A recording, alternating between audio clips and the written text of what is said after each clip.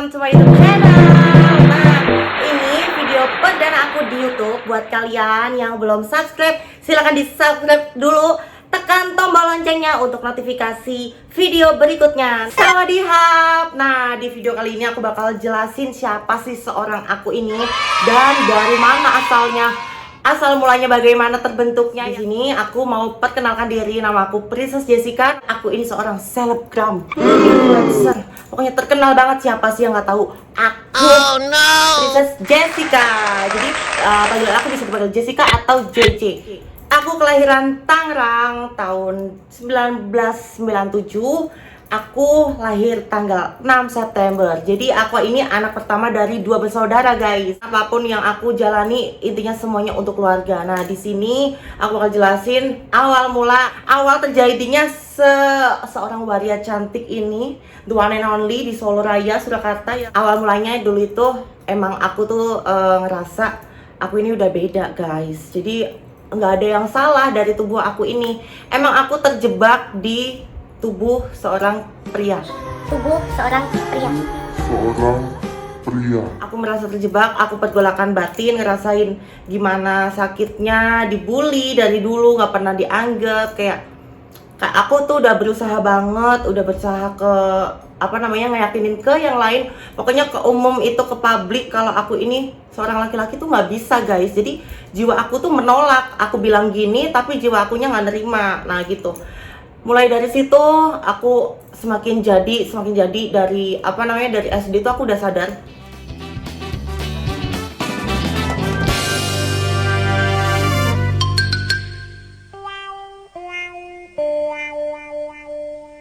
Jadi dulu sebelum aku menjadi seperti ini, menjadi cantik jelita, ya kan, bak Sailor Moon ini, bak bidadari, bak Barbie, ya kan. Aku dulu pernah ngerasain rasanya itu, pernah merasakan, pokoknya intinya aku dulu tuh merasakan, aku pergolakan batin kayak aku ingin sesuatu tapi tidak dapat. Itu rasanya kayak gimana sih, kayak kita tuh pengen sesuatu banget tapi kita nggak bisa dapetin itu gitu loh, padahal kita bisa gitu, guys. Jadi ini rasanya aku ngerasa kayaknya aku nggak bisa deh kayak gini. Tapi aku dulu tuh masih berusaha terus. SD, SMP itu aku masih berusaha buat meyakinkan lingkungan, buat meyakinkan umum, keluargaku, orang tuaku, semuanya meyakinkan mereka kalau aku ini bisa kok, aku bisa jadi cowok, aku bisa jadi nggak malu-maluin keluarga, aku bisa jadi yang terbaik, pokoknya aku bisa. Oke, gue ini cowok tapi jiwa gue nggak nerima sama sekali, guys, gitu. Itu banyak banget dialami oleh transpuan. Emang rata-rata transpuan tuh merasa seperti itu, terjebak di tubuh yang salah. Jiwa mereka itu di cewek, tapi mereka itu kenapa diisi ke tubuh cowok. Rasanya itu sakit banget, tahu. Kayak kita tuh ngerasain banget pergolakan batin. Iya nggak nih, gue harus jadi cewek nggak nih, gitu. Bingung banget, pasti semuanya ngerasain deh. Pasti semua transpuan ataupun buat kalian yang masih lepas pasang wig, pasti kalian merasakan, dan kalian tuh merasa bahagia banget kalau kalian udah pakai apapun barang wanita itu, kalian udah merasa bahagia banget. Aku tuh dulu waktu kecil tuh suka banget sama high heels, semua high heels kakak aku, tante aku, mama aku, semuanya aku pakai. Saking sukanya sama barang-barang cewek kayak gitu. Nah, mulai suka barang-barang cewek seperti high heels, semuanya kayak dress-dress kayak gitu. Aku lebih suka barang yang feminim. Kayak aku sering banget waktu kecil dulu tuh sering banget make upan, pakai make up mamaku kayak gitu. Udah seneng banget, guys, hal sepele kecil kayak gitu aja udah seneng. Tapi di kala itu salah satu orang tua aku, entah mama atau papa, aku lupa, yang ketahuan banget aku pakai high heels dan seneng banget pakai high heels. Nah, di situ mulai menyadari mereka. Sekitar umur 3 atau 4 tahunan itu aku udah suka high heels, guys. Gak ada yang salah di tubuh aku. Emang aku dari kecil, bawaan lahir itu aku emang sudah seperti ini, menjadi, pokoknya jiwanya aku tuh emang udah cewek dari kecil, dari lahir itu aku emang udah jiwanya tuh udah cewek, guys. Jadi nggak bisa dipaksain, nggak bisa dipaksain sesuai apa yang kalian inginkan. Aku harus bisa maskulin apa gimana, itu aku nggak bisa. Kalau dipaksain, semakin dipaksain semakin sakit. Pokoknya jangan pernah paksain. Be yourself. Everybody deserves to be happy with on your way. Pokoknya gimana caranya kamu buat happy diri kamu, lakukanlah, karena siapa lagi sih yang gak mencintai diri kita selain diri kita sendiri. Apresiasikan semuanya untuk diri kita sendiri, gitu guys. Apresiasikan semuanya untuk diri kita sendiri. Sebelum mencintai orang lain, kita cinta dulu pada diri kita. Jangan lupa, jangan mencintai orang sebelum kita mencintai diri kita sendiri, gitu guys. Nah, selanjutnya di situ mulai udah ketahuan kan, orang tua aku udah kayak lebih protek gitu, lebih ngejauhin barang-barang cewek ke aku. Saking dulu sukanya tuh barang-barang cewek, tapi masih dilarang-larang, kasihan banget. Nah, terus berlanjut sampai SD itu banyak banget bulian, pokoknya banyak banget yang ngebully. Dasar lu anak manja, dasar banci, anak pokoknya banci lu, nggak usah deket-deket sama dia, nanti ketularan lo gitu. Banci itu nggak nular, say. Pokoknya kita hidup di masyarakat ini kalau bisa saling menghargai, jangan pandang gender, jangan pandang fisik, jangan pandang warna kulit atau agama apa yang lainnya. Pokoknya bawa-bawa ras deh. Semuanya itu sama, kita manusia, kita ciptaan Tuhan, semuanya makhluk hidup yang ada di dunia ini wajib kita jaga hatinya, kita jaga, pokoknya jaga semuanya. Kalau kita bisa saling menjaga kedamaian, kenapa enggak sih? Jangan ada perkelahian, ya kan? Oke guys, lanjut ke cerita selanjutnya. Nah, berjalan dari SD ke SMP itu parah banget, itu yang lebih parah. Paling tertekan banget, aku merasa tertekan, buliannya itu semakin parah. Dari SD itu aku ngerasa biasa, tingkatnya tuh seperti kayak SD tuh 40%, kalau SMP tuh 80% tingkat sakit hatinya pas duduk di bangku SMP itu. Bulian tuh semakin duet gitu. Tiap aku jalan, hey bencong lu, banci, banci, jangan deket-deket sama banci tuh. Sakitnya sampai aku beli mie gelas gitu, dilempar ke muka aku. Itu posisi keadaan panas banget dan itu pedes di mata. Bayangin, dan gak ada yang nolongin aku satu orang pun. Di situ rasanya sakit banget, ya Tuhan, tolong kuatin. Di situ aku kayak, oke deh, aku diberi kayak gini, berarti Tuhan tuh kayak sayang gitu sama aku, ya kan? Terharu kan? Kayak Tuhan tuh sayang banget sama aku, jadi aku gak ada manusia yang gagal. Manusia semuanya gak ada yang gagal, Tuhan punya maksud tertentu. Pokoknya teruslah berdoa, terus berusaha, meyakinkan diri sendiri kalau kita emang jadi seperti apa yang kita mau ini karena diri kita sendiri, karena kita ingin diri kita bahagia. Kalau zaman sekolah itu aku nggak terlalu murid yang begitu pintar, tapi aku cukup banyak teman banget. Temen aku baik-baik banget, apalagi teman sekelas yang sampai saat ini itu semuanya baik banget sama aku, nggak ada yang berkurang. Pokoknya semuanya respect banget sama aku, kayak ngasih support. Pokoknya masa-masa SMK itu masa-masa paling indah, itu bener banget, karena aku ngerasain masa-masa SMK itu masa indah, paling indah seumur hidup pokoknya. Dimana kita mengenal cinta. Aku mengenal cinta itu SMK. Aku suka sama orang itu mulai dari SMK. 22 Desember 1990, hari sial kami. Hari dimana aku merasa kesal. Aku senang sama seseorang, cowok loh ya. SMK udah senang cowok gue. Kalau SD, SMP gitu masih lebih mentingin ke make up. Kalau ke cowok tuh enggak sebinal itu, say bencongnya.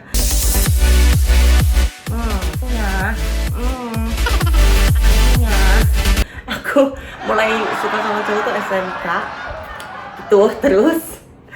Terus pokoknya pas SMK itu banyak banget yang support aku, teman-teman sekelas aku. Dulu aku tuh ada geng orangnya berlima itu. Pokoknya 5 orang ini harus cantik. Setiap sebelum masuk pelajaran atau bel masuk itu semuanya harus cantik, semuanya aku dandanin, aku make upin. Pokoknya geng gue harus yang paling cantik sesekolahan, seangkatan. Pokoknya nggak ada yang boleh lebih dari kita semua.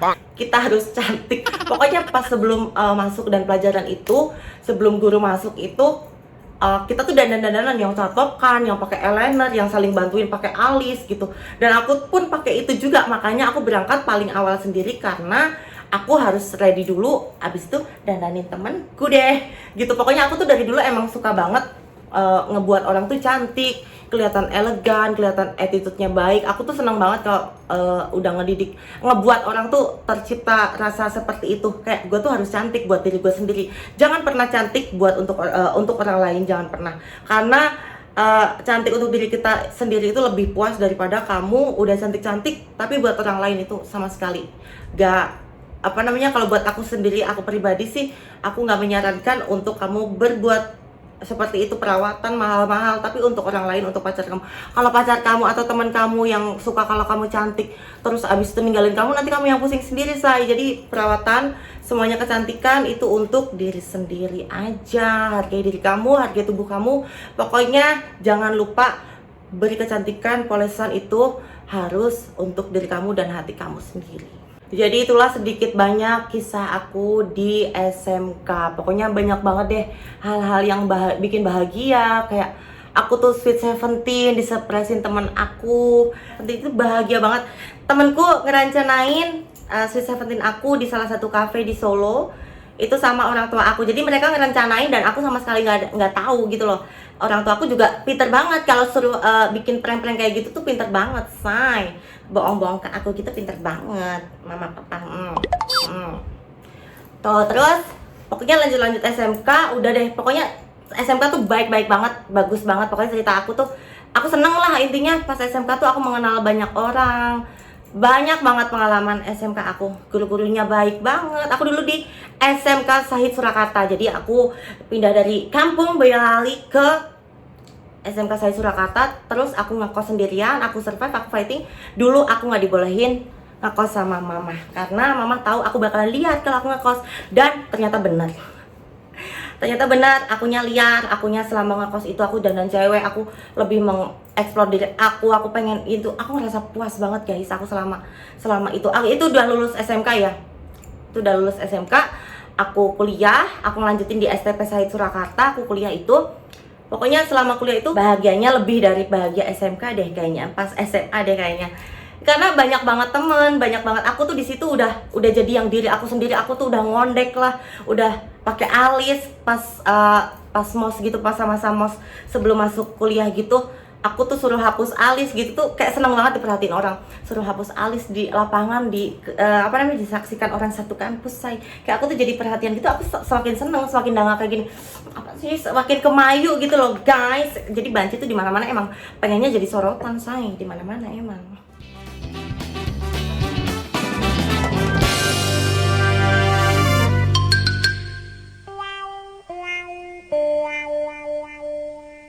Kuliah tuh aku lebih bandel sih. Aku cuma dapat sampai semester 4 semester doang aku join di kuliah itu. Terus akhirnya aku PKL itu apa sih?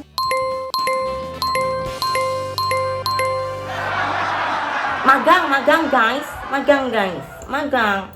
Magang di salah satu hotel di Yogyakarta, itu di Hyatt Regency.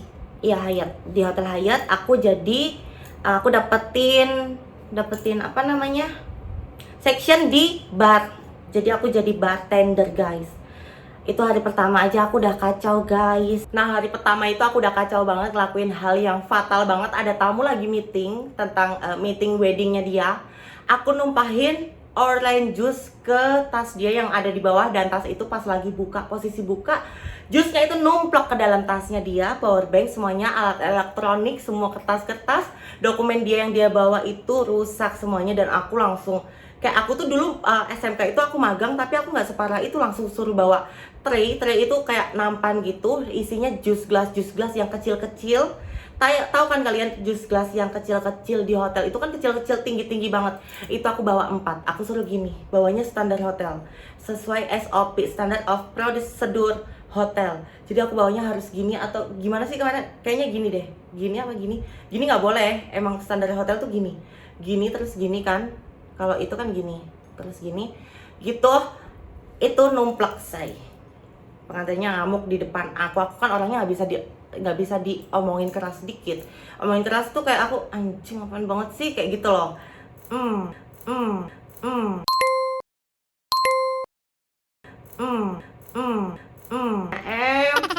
Pokoknya di situ aku langsung memutuskan untuk tidak ingin ikut magang lagi. Padahal itu hari pertama dan aku udah angkutin barang yang dari Solo, aku udah ngekos. Itu aku on job trainingnya itu, training buat magangnya itu 6 bulan. Jadi aku bawa barang semuanya yang ada di Solo, barang kebancian-bebancian itu aku bawa ke Jogja semuanya. Aku pindah kos di Jogja.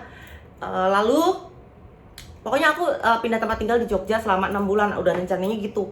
Tapi hari pertama aku kacau dan aku takut nggak mau. Pokoknya berhubung hari pertama udah kacau, jadi aku udah nggak mau. Aku mutusin untuk stop magang, stop kuliah. Pokoknya aku nggak bisa. Aku mau cari kuliah yang tanpa magang aja deh.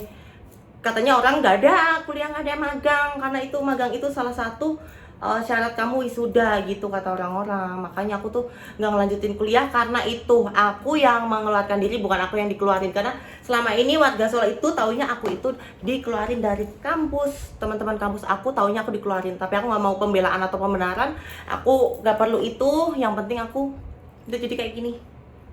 Kalian belum lulus, kalian masih kuliah, aku udah punya mobil. Aku udah punya mobil sendiri. Hasilnya dari mana? Itu nanti di channel selanjutnya, hasil dari mana aku punya mobil, aku bisa pencapaian sampai saat ini, aku bisa operasi. Tentang operasi nanti aku bakal aku bahas di YouTube channel selanjutnya. Jadi jangan lupa subscribe, like, comment, share sebanyak-banyaknya. Jangan lupa nyalakan lonceng. Anak muda sampai pejabat pun aku udah pernah, artis aku udah pernah 2 kali.